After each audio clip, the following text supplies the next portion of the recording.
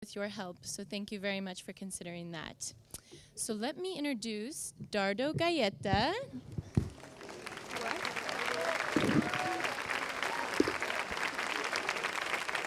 He's the artistic director of New Generation Dance Company, and you're also the owner of studios, Argentine Tango Studios in New York, correct? Yes, yes.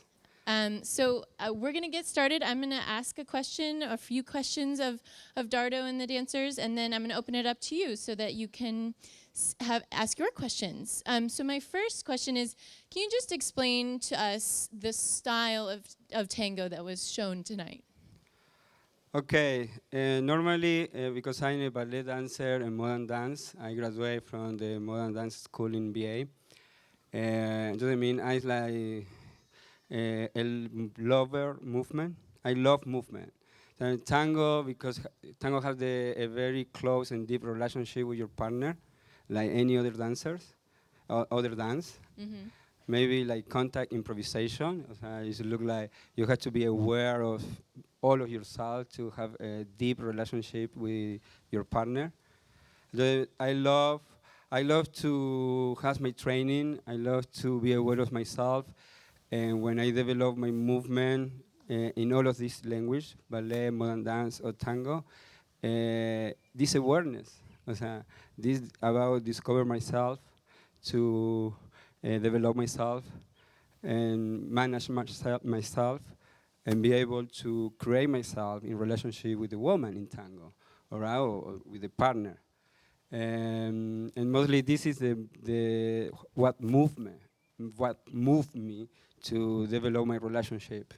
From the outside is, of course, you can see ballet, you can see modern dance, and you can see tango. It has different outside, but from the inside is how you express yourself in all of this language.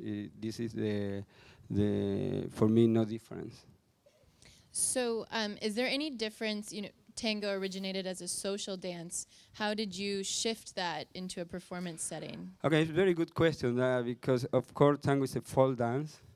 It's like a social dance, but at this level, in 2015, the technique of tango became so sophisticated. Still in Argentina, still like dancers who dance like a social level, like they don't care how they put it outside. But I left from my generations is like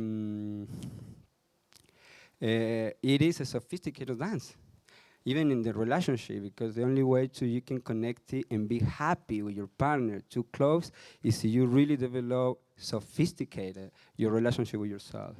So I mean, anyway, you will still find dancers who don't care about that level. But unless a professional, we care about that level because we try to share with the audience this sophisticated. We are performers.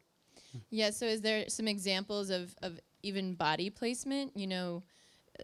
Tango's so intimate. Do you change it to sort of be a little more presentation? If I here is two, see, yes, four tango dancers is pure in the tango, like Walter Perez, Audrey Martinez, where is Hernán Brizuela? Ah, okay, Hernán Brizuela is not here, all right. And where is Mariana Parma? They are not here? Okay, well, Walter, you can answer this question. What?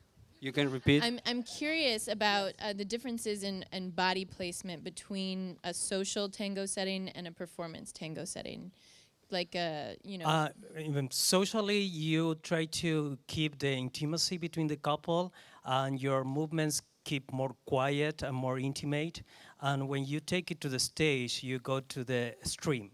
So maybe it's the same movement, but it get more extreme and rich and elasticity, and you could still have that intimate connection with your partner, but now you perform for an audience, so you have to satisfy an audience too. So I think that is the difference between social and performing tango. thank you. So let's see if any of you have a question. Anyone? Yes.